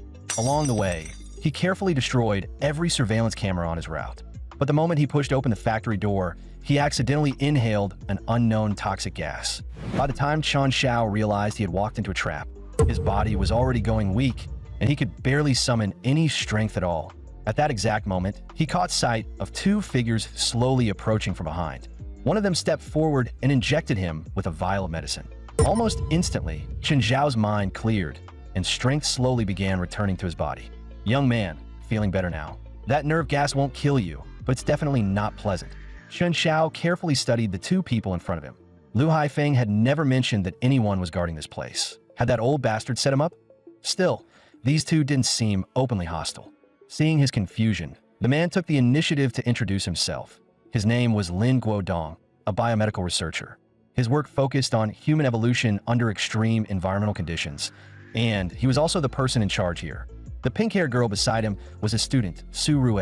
Then Lin Guodong said, "The gas outside is a necessary anti-theft measure. What I'm more curious about is the tool you used. That entry point is very unusual." Chen Xiao chose not to tell him anything about his powers. After thanking him, he smoothly shifted the conversation elsewhere. Lin Guodong then gave him a tour of the place, but the more Chen Xiao looked around, the more he felt this was far more than a simple pharmaceutical storage site. Lin Guodong told him he was free to take whatever medicine he needed, as an apology for the security measures and also as a welcome gift. Chen Xiao didn't refuse the offer. Since collecting medicine had been his goal from the start anyway, he took almost every category he could find, stopping only when his backpack was full. He zipped the bag shut and turned back to thank him once more. Then Chen Xiao left the facility without looking back. Only after he was gone did Lin Guodong stop hiding that meaningful smile on his face. "We'll meet again." But by the time Chen Xiao returned home, cold sweat had already soaked through his body. Professor Lin had saved him and hadn't made things difficult for him, but the way that man looked at him still left his skin crawling. Just then, Chen Xiao noticed someone in the residents' group desperately begging for antibiotics and anti-diarrheal medicine. He immediately replied that he happened to have a few boxes, but he wasn't selling. Just like that, he harvested another huge wave of emotion points. Afterward, Chen Xiao started sorting through the medicine he had collected. That was when he discovered that someone had planted a tracker in his backpack. Staring at the device, he couldn't figure out who had slipped it in or when it had happened. Still, Chen Xiao didn't mind playing a little tracking game with whoever was behind it. So he attached the tracker to a stray cat and let it take his place in the game. Sitting in front of his computer, Lin Guodong looked completely baffled. What is this? Why is it moving like that? What the hell is he doing? With some free time on his hands, Chen Xiao started scrolling through the residents' group chat and saw that someone was once again begging for medicine at an outrageous price over nothing more than a cold. But the one who caught his attention most was the young mother holding a child and practically begging to be kept. She claimed that if someone was willing to spare even a little clean water for her kid, then everything was negotiable. At this point, some of you watching might already feel sorry for her, but Chen Xiao looked at it with nothing but contempt. In his previous life, she had used this exact trick to get all kinds of benefits, and she had even conned him out of his deluxe instant noodles. Even so, people in the group still rushed to defend her. Too bad for them. Fake kindness and moral blackmail no longer worked on Chen Xiao. He immediately posted a video of Wang Wei moving supplies earlier that morning into the residents group chat, along with a caption saying that however much she had taken, he'd match it with double. On the other end of the screen, Wang Wei's heart dropped. She never imagined Chen Xiao had installed a camera in the hallway. She had been so careful, yet she had still been caught on video. She put her phone down and didn't dare keep reading. But the messages demanding that she share her supplies kept popping up one after another, leaving her no way to avoid them. Some people even showed up at Wang Wei's place carrying sticks and smashed her door lock apart with an axe. The starving look in their eyes scared Wang Wei so badly that she didn't dare move at all. All she could do was watch as the supplies she had worked so hard to stockpile were taken away. Meanwhile, that young mother also took advantage of the chaos to grab some of the drinking water for herself. By the time it was over, Wang Wei was covered in injuries and sat collapsed by the bed in a daze, deeply regretting her smug keyboard warrior behavior earlier that day. At the same time, the people who had gone to cause trouble for Chen Xiao the day before began dying off one after another. Yet instead of caring, the neighbors were only worried that the bodies might start to stink and spread disease. Then, to everyone's surprise, Lin Guodong suddenly appeared. Don't panic, everyone, that we're a medical response team under the city's disease control center. We're here to help. That you've all suffered a lot, that we came as soon as we received the order, but the roads were blocked, so we were still too late. He checked the eyes of one of the dead and said there was still time to handle it. But in this kind of extreme heat, the bodies had to be professionally disposed of immediately. If an outbreak started, the consequences would be catastrophic. After that, Lin Guodong handed out disinfectant tablets and basic medicines, instantly easing everyone's doubts about who he was. Some people even started saying the government really hadn't abandoned them after all. But Lin Guodong's true target was Chen Xiao. The tracking signal had gone haywire once it reached this area, which meant Chen Xiao had to be somewhere nearby and couldn't have gone far. At the same time, Chen Xiao also spotted Lin Guodong from a distance. Professor Lin. Why was he here? Was he really the one who had been tracking him all along? Just as Chen Xiao was thinking that over, his phone suddenly received a text message. The words on the screen were unmistakable. Be careful of Professor Lin. That only deepened the questions in his mind. If it wasn't just Professor Lin, then who else was secretly watching him? At the same time, Chen Xiao's gaze slowly shifted into the distance. A mysterious figure was staring fixedly in his direction. On the surface, Professor Lin looked like a doctor devoted to saving lives, but behind that mask, he felt more like a creep obsessed with tracking Chen Xiao's every move. What Chen Xiao hadn't expected was that someone like that might not be the only one. The other party had even used a virtual number to hide their identity, leaving Chen Xiao unable to tell whether the warning had come from genuine concern or from someone trying to use him against Professor Lin. Not long after, Professor Lin had the corpses removed from the residential building, and many of the residents were deeply grateful to him. In weather like this, everyone knew bodies left too long would cause major trouble. Professor Lin smiled and said it was simply his duty. He also reminded everyone to watch out for heat stroke and to come to him anytime if they felt unwell. While Professor Lin was busy talking with the residents, Chen Xiao kept watching him closely, looking for anything suspicious. And a stain that looked a lot like blood caught his attention. Chen Xiao remembered that not long after the extreme heat began in his previous life, some areas had seen medical teams collecting blood samples from residents under the name of epidemic prevention. Soon after that, strong and healthy people had started disappearing without a trace. Sure enough, it wasn't long before Professor Lin posted a notice on the community board saying that, in order to prevent heat stroke and the spread of related infectious diseases, a free health screening station would be set up starting the next day. IT would offer basic checkups, wound treatment, and nutritional supplements in parking garage number 3, and anyone who took part would also receive 1 bottle of water. Not long after, Professor Lin followed the tracking signal and found the stray cat, finally solving the mystery of the garbled location data. He gently stroked the well-fed cat, but the expression on his face twisted into something deeply unsettling as he muttered under his breath. So I've been discovered. Hidden in the shadows, Chen Xiao watched everything in silence and fully confirmed that Professor Lin was the one who had been tracking him. The next day, quite a few residents went to parking garage number 3 for the health check, but for most of them, treatment wasn't really the point. The real attraction was that bottle of water. And compared with the merciless sun outside, the underground garage did feel a lot cooler. Once enough people had gathered, Professor Lin had them line up in order and wait their turn. Hidden in the dark, Chen Xiao didn't notice anything obviously wrong at first. That changed the moment Professor Lin started drawing blood from the residents who came in for the checkup. Although Professor Lin said it was only a routine examination, Chen Xiao still couldn't stop himself from thinking of those medical teams from his previous life. What exactly was Professor Lin trying to do? Just then, someone suddenly shouted, "Professor Lin," and came rushing out of the crowd in a panic. "My brother's wound got infected. Please save him." Hearing that, Professor Lin calmly took out a vial. This is a new broad-spectrum enhancer. IT speeds up wound healing and fights infection. With that, he injected the drug directly into Abu's infected wound and told him to rest for the next couple of days, saying the injury would heal soon. Abu still looked awful, but a faint vein had begun to bulge at his temple. Because of the distance, Chen Xiao didn't notice it, but he knew Professor Lin had to be observing something. So Chen Xiao chose to tail Abu and see what was really going on. Sure enough, not long after leaving, Abu suddenly dropped to his knees, as if every bone in his body were being scorched alive.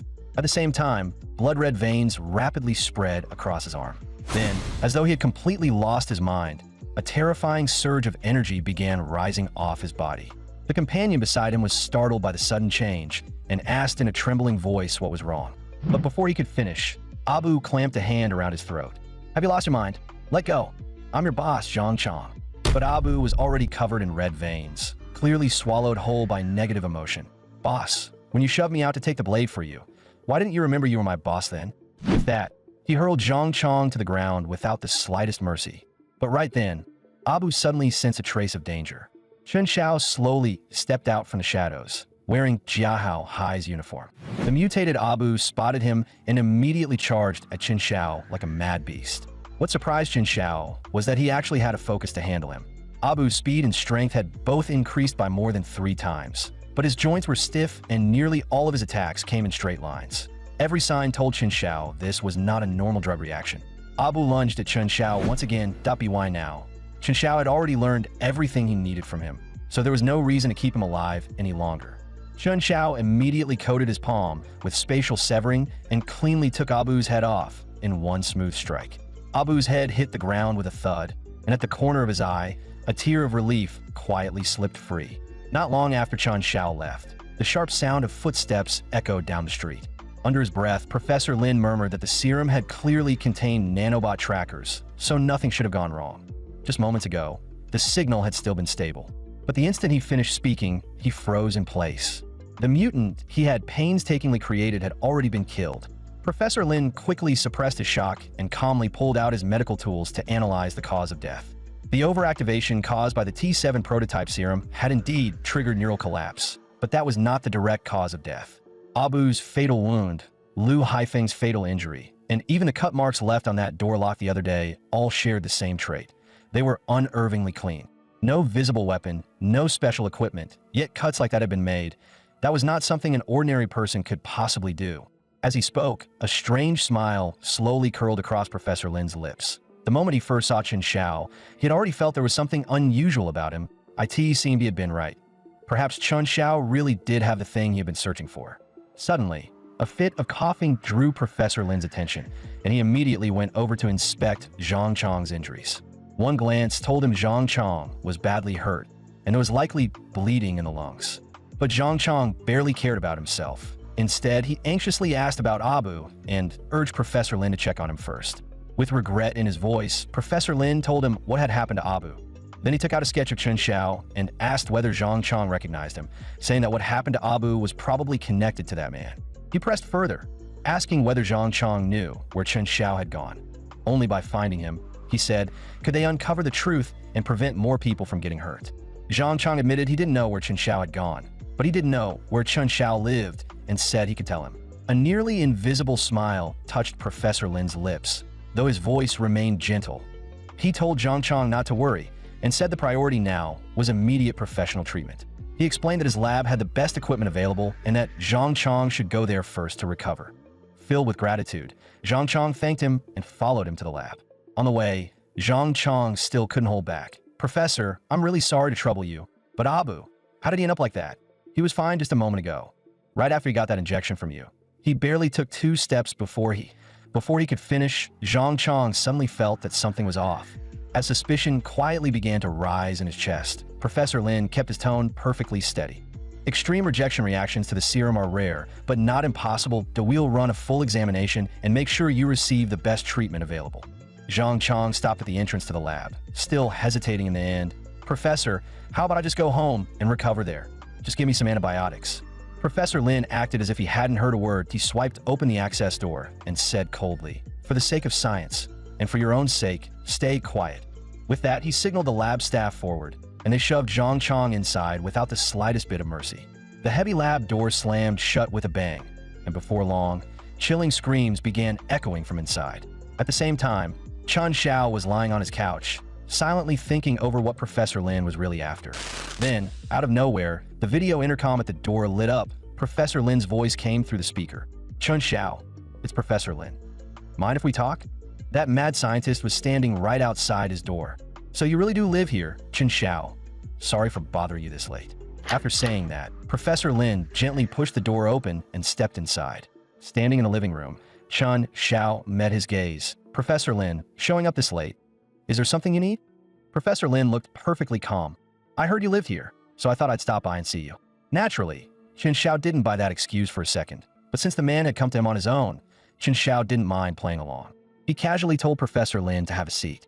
Looking around the room, Professor Lin said meaningfully, "This place is unusual. Double-layer heat-insulated glass, an independent water circulation system. This doesn't look like an ordinary house. It looks more like an apocalypse shelter. Could it be that you already knew this extreme heat disaster was coming?" Chun Xiao answered with an easy joke.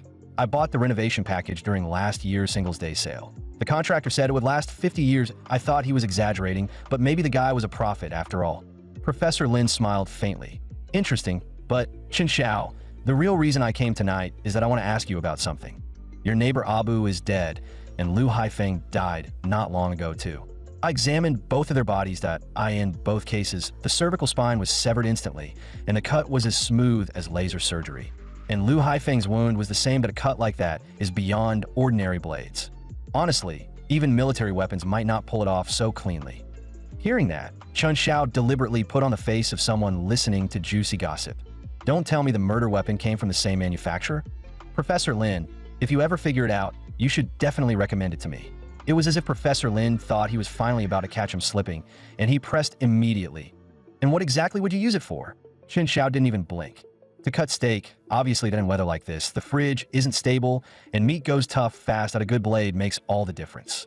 Professor Lin's probing hit a dead end, and a visibly speechless look crossed his face. Even so, he slowly continued.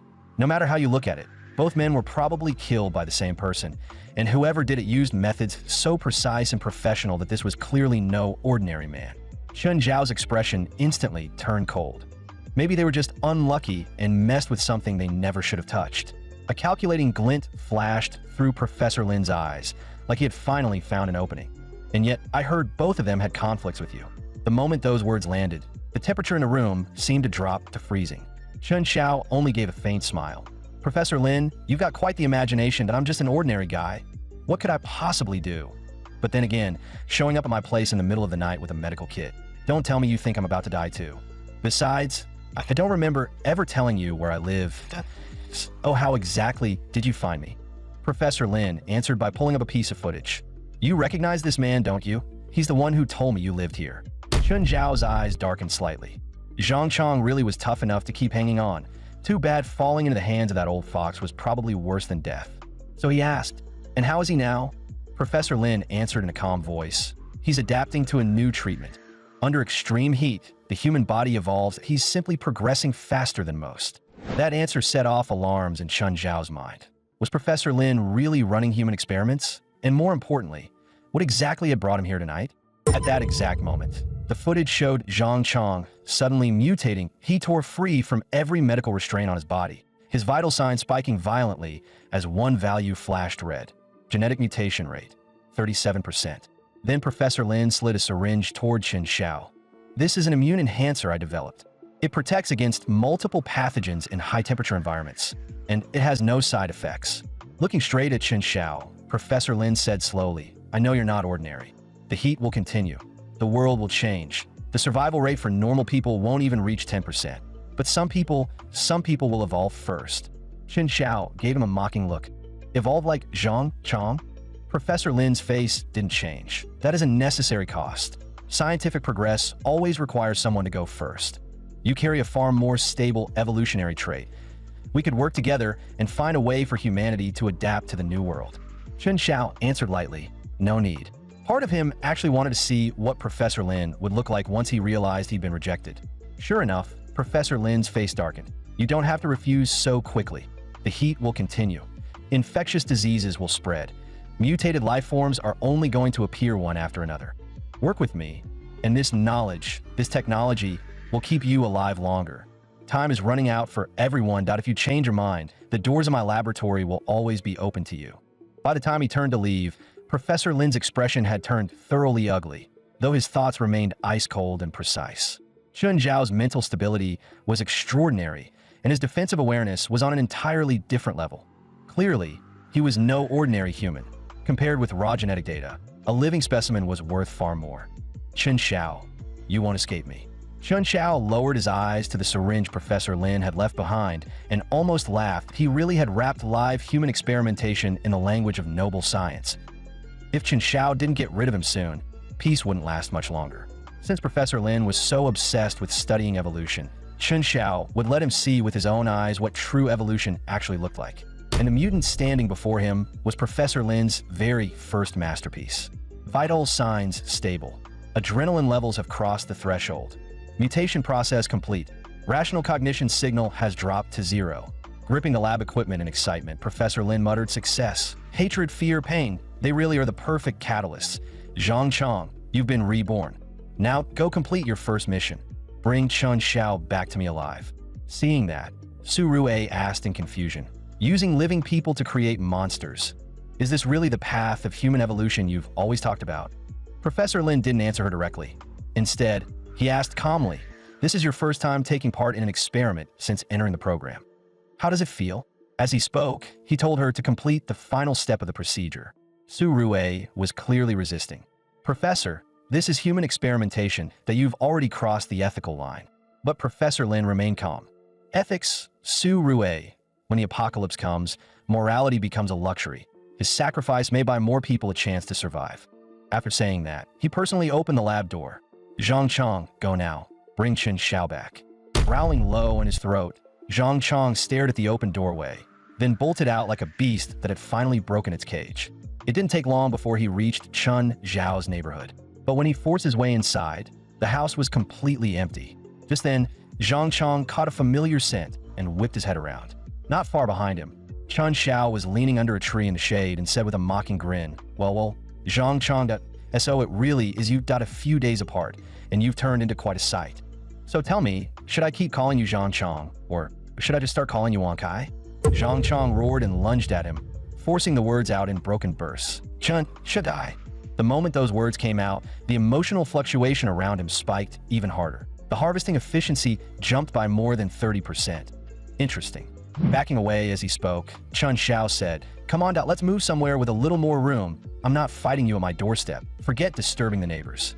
If you wreck my safe house, you can't afford to pay for it. With that, he drew Zhang Chong all the way down into the underground parking garage. In the next instant, Chun Xiao flashed in front of him and said coldly, now try a taste of my spatial severing. But to his surprise, the strike landed and Zhang Chong came out completely unharmed. Chun Xiao was genuinely startled. He hadn't expected the guy's hide to harden to this level. Grinding out Chun Zhao's name through clenched teeth, Zhang Chong was clearly trying to catch him during the recovery window after an attack and pin him down in one move. Too bad Chen Xiao still held the absolute edge in speed. While dodging, Chen Xiao didn't stop taunting him. Zhang Chong, you were always all brawn and no brains. Now you can't even speak like a human anymore. And seriously, your new look is ugly as hell. Professor Lin's taste is terrible. Maybe next time I'll introduce you to a decent barber. Unable to catch Chun Xiao no matter how hard he chased, Zhang Chong was left with nothing but impotent rage. But then, all of a sudden, he stopped pursuing. The fury inside him began multiplying by the second, and the already grotesque muscles on his back started writhing and mutating even further. Alarm bells instantly went off in Chun Zhao's head. But before he could fully react, he turned for just a moment. and Zhang Chong was gone. Sensing that something was wrong, Chen Xiao whipped around and saw Zhang Chong roaring as he appeared behind him, sharp bone spikes still shooting out from his body. Chen Xiao instantly shifted into a defensive stance and retreated at speed. Even so, one of the spikes still struck a vital spot. In the surveillance room, Professor Lin burst into laughter. Second stage mutation, an emotional surge, can actually trigger a morphological mutation too. Su Rue, record all the data. But Su Rue's heart was already wavering. Was this really the path that would save humanity? Earlier, Chen Xiao had only meant to provoke Zhang Chong and harvest emotion points. Instead, he had pushed the mutation even further. Zhang Chong had turned into a monster covered in bone spikes, and those spikes had already left Chen Xiao badly wounded. Zhang Chong gave him no time to recover. After mutating, his powerful body came crashing forward like a shell, and Chen Xiao instinctively threw up both arms to block. But the force of that attack was far beyond what Chen Xiao expected. His heart jolted, and he immediately shifted his weight, trying to slip away to the side. What he didn't expect was that Zhang Chong's post-mutation reaction speed had become this fast. The instant Chen Xiao moved aside, those razor-sharp claws were already ripping toward him with a violent rush of air.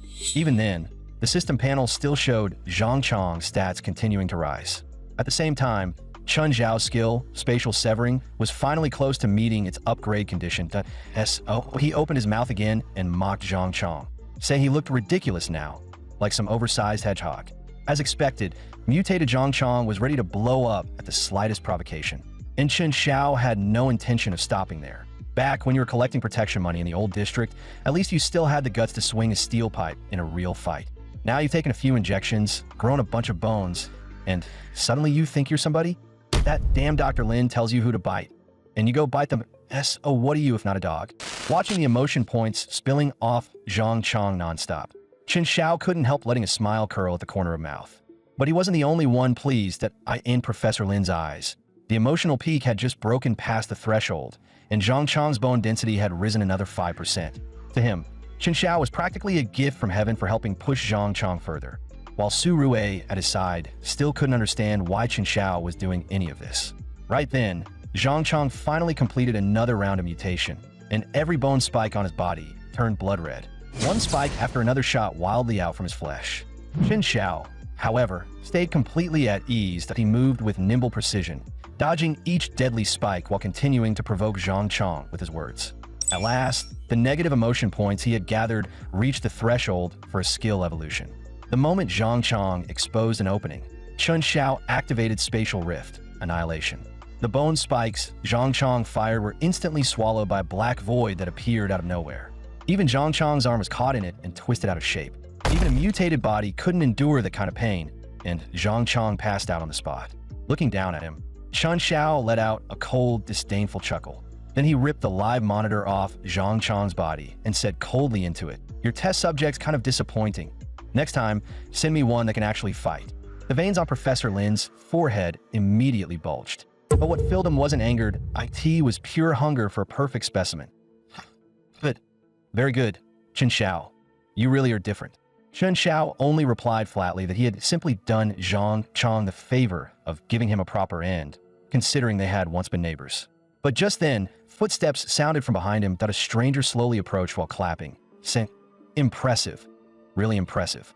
The mysterious man who had only dared contact Chen Xiao through secret text before was now standing openly in front of him. Chen Xiao immediately became wary of Chen Shixing's sudden appearance, because it was obvious the man had watched the entire fight with Zhang Chong from start to finish. As if he sensed the tension in the air, Chen Shixing spoke first. "That fight just now was impressive. Just as I thought. This may be an age of despair, but it'll also be the age when gods begin to rise." Chen Xiao could vaguely hear the deeper meaning in those words. But by all logic, at this point in time, aside from himself and Professor Lin, no one else should know that powers even existed. He quietly began gathering spatial energy, ready to fight or retreat at a moment's notice. But Chen Shixing paid no attention to his subtle movement and said calmly, "With the precision and destructive force of your ability, there's no way you're some unfinished product Lin Guodong made." Hearing that, Chen Xiao became even more guarded and started suspecting even more strongly that Chen Shixing might be one of Professor Lin's people.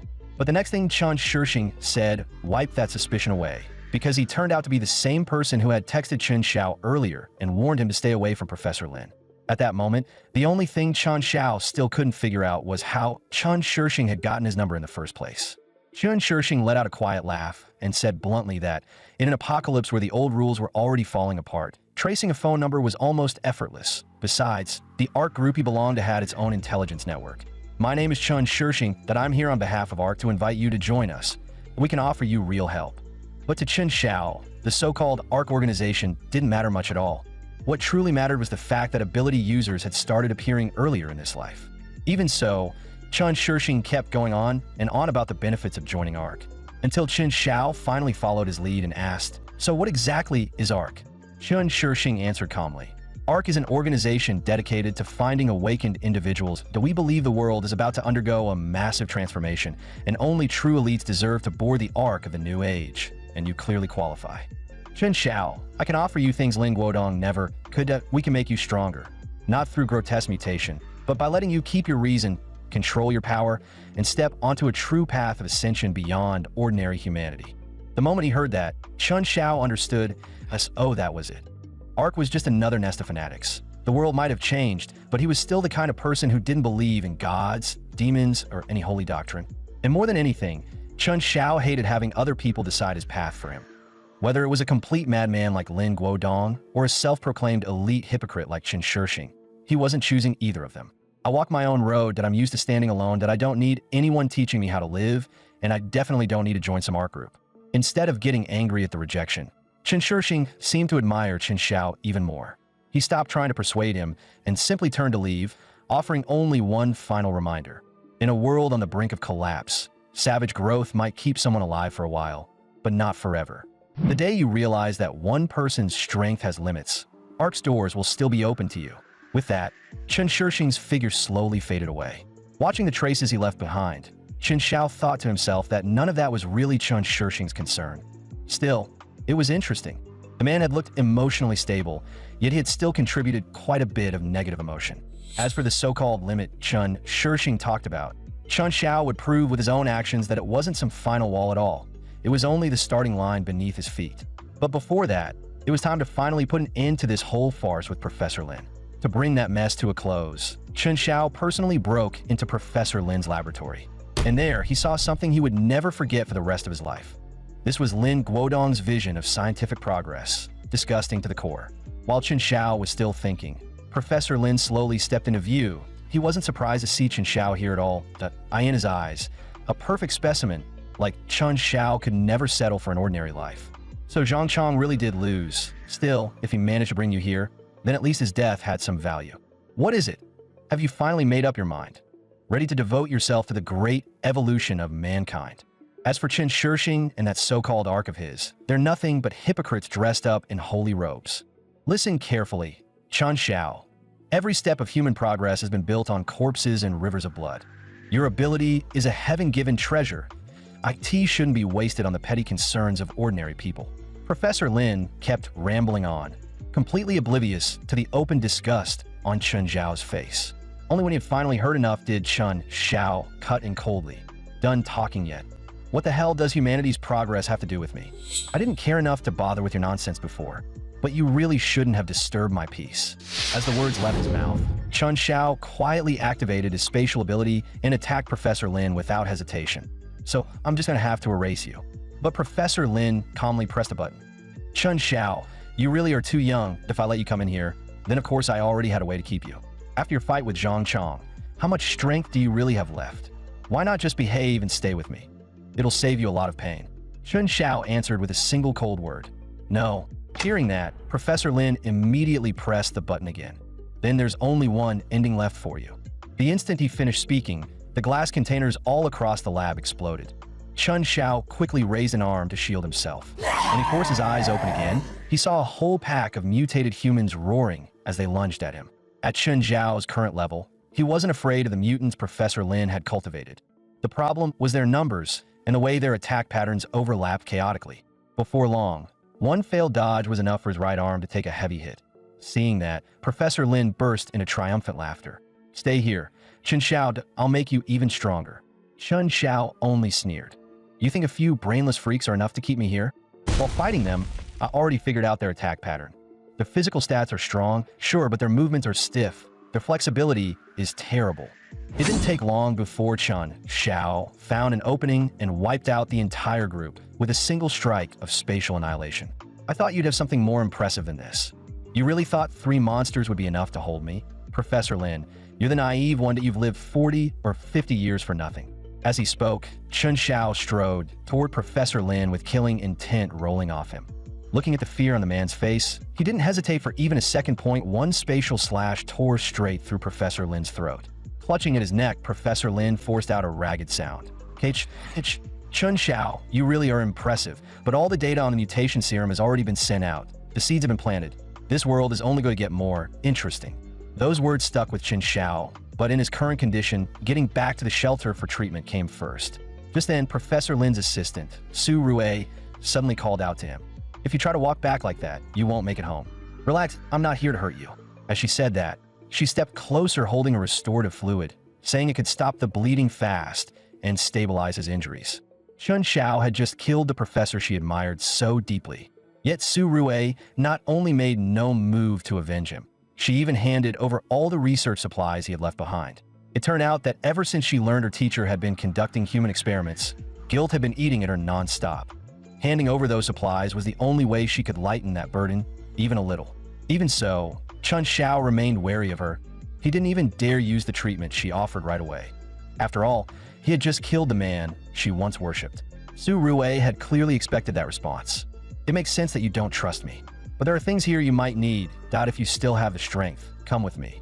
Half suspicious, Chun Xiao followed her to a storage room packed with rare medicines that could never be found outside. My teacher knew the heat wouldn't go away. All of this was stockpiled for himself. He liked to talk about sacrificing himself for science, but the truth is he was more afraid of death than anyone, that he doesn't need this stuff anymore. And I'm leaving too. Take whatever you need. Consider it my apology in his place. I applied to become his graduate student because he used to be the kind of scientist I truly respected. That it was only recently that I learned he'd been conducting human experiments. I may not have participated directly, but I still became an accomplice. I'm going north to another research institute to keep doing the work I should be doing. If I stay alive, I want to create a real cure someday, not a poison that turns people into monsters. Chun Xiao watched Su Rue walk away without saying a word. Having lived through this world once already, he had no desire left to untangle anyone else's moral knots. The only thing he wanted was to live comfortably in this apocalypse. After stripping the place of every useful supply Professor Lin had left behind, Chun Xiao set the entire facility ablaze. Meanwhile, the global heat wave continued to worsen. The average outside temperature had already surged to 58 degrees Celsius. The Global Meteorological Bureau issued another red-level heat alert. Permafrost had fully melted, massive amounts of methane were being released, and experts warned that the greenhouse effect had entered an irreversible death spiral. After seeing that, Chun Xiao turned off the display. The outside world was only going to get harsher. Supplies were still enough for now, but his negative emotion points were running dangerously low. Fortunately, water had now become real hard currency, which meant it was the perfect time to collect a little emotional tax. So Chun Xiao contacted Mu Song immediately. The two of them quickly arranged to meet a buyer at a hidden location. It didn't take long before a figure came hurrying over. This buyer looked like the ruthless type, and he wasted no time showing what he had brought. Chun Xiao gave it a glance and said flatly, "Under normal circumstances, this would be worth 2 bottles. But do I look like the kind of guy who deals in fairness? Today, you get one." The second those words landed, the man's anger shot through the roof. Seeing that, Chun Xiao pressed even harder. Mad already. Then the price just changed again. Still 1 bottle, but first you say this, Brother Xiao. You're such a saint. The man refused to say it for a long time. Only after Chun Xiao warned him that waiting any longer would make the price even worse did he finally grit his teeth and spit the words out. Chun Xiao nodded in satisfaction. Good boy. Next time, bring more. Maybe then I'll let you trade for more than half a bottle. On the way back from a deal, Chun Xiao ran into Old Man Wang. Old Wang, why are you still out this late instead of resting? That was when he learned that Aunt Lu Yun from the neighboring complex was raising her grandson alone, and the boy had suffered heat stroke. With the constant water and power outages, she couldn't manage on her own, so Old Man Wang was taking her some water. Chun Xiao warned him that in times like these, water was getting more valuable by the day, and taking care of himself should come first. But Old Man Wang clearly didn't take it to heart. He only sighed and said, "I know what you mean, but I'm old enough already I just can't stand seeing a child suffer." With that, He delivered the bottle of water to Lu Yun's home and repeatedly urged her to make sure the boy drank it right away. But the moment he left, Lu Yun started cursing in her heart. That old bastard took forever and only brought one bottle. Embarrassing. Tomorrow I'll cry a little harder and maybe I can trick another one out of him. What made it even colder was that she hadn't wanted the water to save her grandson at all. She walked over and gently knocked on a tightly shut door. A man in a white lab coat came out almost immediately. Lu Yun instantly switched to a meek, obedient expression and said softly, "Mr. Zhao, this is today's offering."